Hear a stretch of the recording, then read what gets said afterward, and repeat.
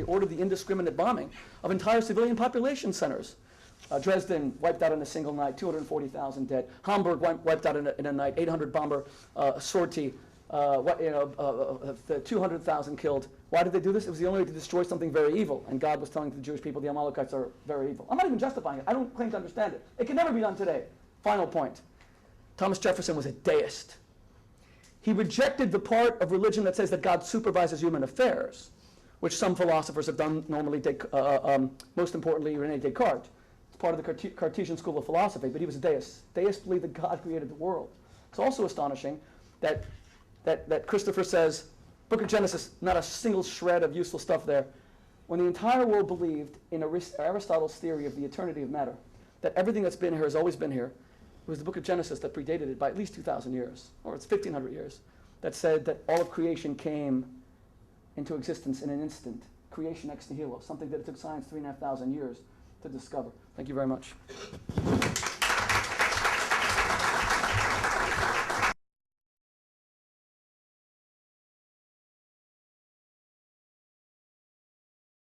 Sure, a very quick question to Mr. Hitchens.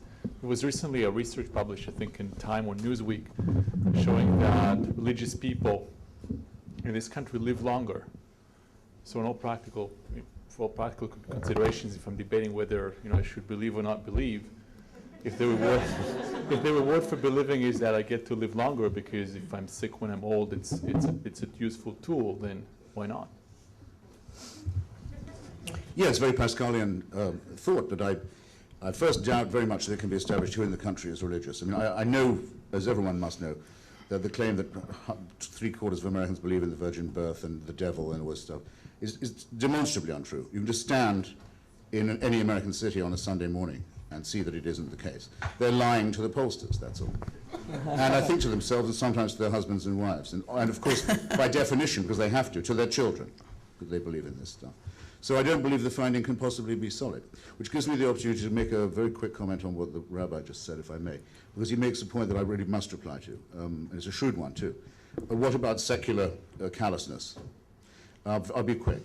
Two things. First, the National Socialist regime in Germany, as every other fascist regime in Europe, depended for its support on the Roman Catholic Church. Hitler had his birthday observed in the pulpits of the church every year, and every bishop and cardinal and priest did it. It was the concordat between Hitler and the Vatican that confirmed his regime in power. It was the Catholic Church that brought fascism to power in Spain, in Portugal, in Croatia, in Hungary, in Czechoslovakia. In Slovakia, the actual head of and in Croatia, the actual heads of government were in holy orders. Let's not mess around about this. The last time the Vatican ever said there was a just war was when it supported Franco's invasion of Spain to destroy the Spanish Republic. At the head of a fascist army composed actually mainly of Muslim mercenaries. There's ecumenical outreach for you, if you wish. I didn't choose North Korea, for my example, by accident either. Of course, if people believe in worship and in faith, they may turn to worshipping human beings, or indeed animals. It's been known to happen, and I'm sure it will happen again. Surely it was plain, though, that what I was arguing with was faith, by definition, the surrender of reason. Belief and faith, I began by saying, are among the cardinal vices. I didn't restrict my attack to monotheism. The Dalai Lama says he's been born again, and luckily for him, he's been born a king. I don't believe it. I don't believe it. It may seem innocent in his case, but credulity of that kind is always dangerous because it can always be exploited by people who aren't so innocent. If I didn't make this claim before, I trust that I have now. We have another question. Yes, I'm just wondering if not for religion, how is morality taught? Is man inherently good or inherently evil? And it must come from somewhere. You're asking me? Anybody, but yes, you. Well, that is the question. That is the question the rabbi posed in his remarks. Well, it's amazing that Christopher continues to go on that the Catholic Church was wrong for their concordat with Hitler. I couldn't agree with him more. I consider Pius XII to have been an evil man. I have said that to the great consternation of my Catholic brethren. It's amazing that Pope John Paul II... Vicar of Christ on earth, though. Correct. Vicar of Christ. Right. I don't exactly accept that. That's not an optional belief for a Catholic. You'd be surprised that a lot of people in this room don't exactly agree with that. But What's the objection? But what's amazing is that, Christopher, you're not telling us why any of this is wrong. I just don't get it. Deal with why we should not murder. Why should we not murder? Well, that is the lady's question too. Very well. By the way, we're in trouble if these questions are down to me, but I'll tell you. I think the Ten Commandments is part of the proof of what I mean.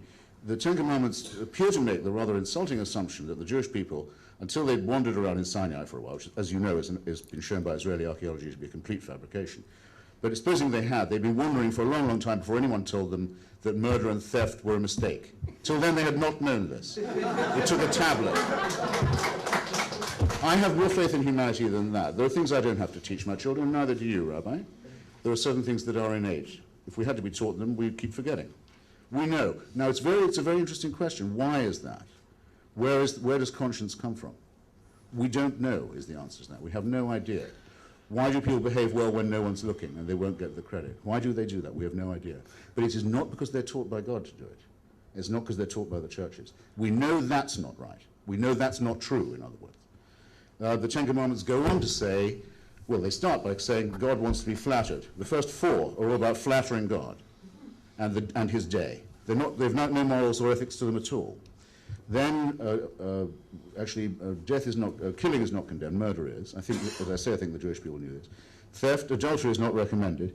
Then it's forbidden to even think about it. You're not allowed to envy anyone else's property. Now, this is important because it's totalitarian. This is asking the impossible of people. There's a commandment that cannot be obeyed, that cuts against what is in us is innate.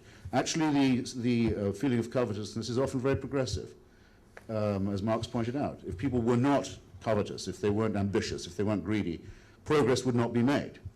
They're forbidden to think about it. They're not allowed to emulate their neighbor, let alone to covet anything that is his, which includes his animals and his women.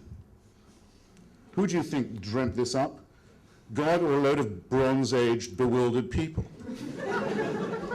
And if it was innate to them, the good bits, they might be innate to us too. But that this is taught or handed down or revealed is not even a fairy tale. It's not even a sinister fairy tale.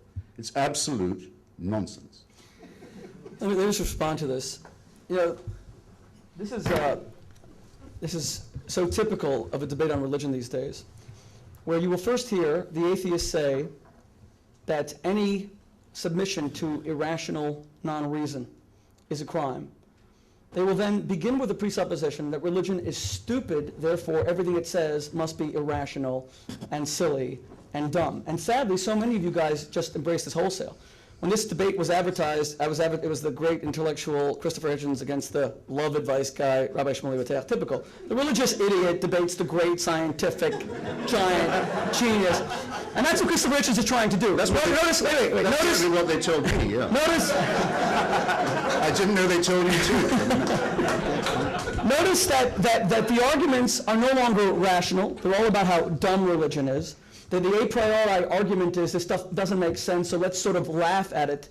This is not a scientific discussion at all. It's not a rational discussion. But I do want to respond to some of these things. Number one, totally evaded the question of where do not kill comes from, why we should not kill. Totally and utterly evades it. Now, other atheist thinkers who I've debated at least have given a rationale, and the rationale is simple. It goes like this. If you kill me, my relatives will kill you, and then your relatives will kill my relatives, we'll depopulate the earth. That's the classical humanist argument against murder. It's the only one that's ever been posited that makes any kind of sense. Of course, it's a ridiculous and singularly silly argument. As Dennis Prager rightly points out, it presupposes that you can't get away with murder. It presupposes that if you kill someone, you'll be caught, hence there will be retribution and retaliation. We know you can get away with murder. Look at O.J. Simpson. And there's a 1,000 other examples. So the argument disappears, and what Christopher is doing is just evading it, and this is not a scientific discussion. Just saying religion, when you're asked, where does morality come from? Answer, religion is dumb. 10 Commandments are so stupid. That's just not a rational response. I will deal with these questions rationally, because I believe that religion is rational. Notice that Briefly, since we do want the questioners to be able to ask their questions. Okay, but I have to respond. Okay, but the response could go on for quite some long while. I'll make it very short. Yes, okay. Notice that Christopher doesn't believe in God. He believes in human beings. He believes they're innately moral. He believes that they have a conscience. Now, if that isn't a stupefying act of irrationality given history, see, I thought before people make statements that claim to be rational, they study the facts. The facts are, folks, that from the beginning of time, human beings have indiscriminately slaughtered one another. What conscience? The fact is that war is the natural state of mankind, as Darwin predicted it would be, but he did that from the record. The fact is that adultery is at 60% in the United States for men. Some say for women it's almost the same. Robert Wright wrote in his book, The Moral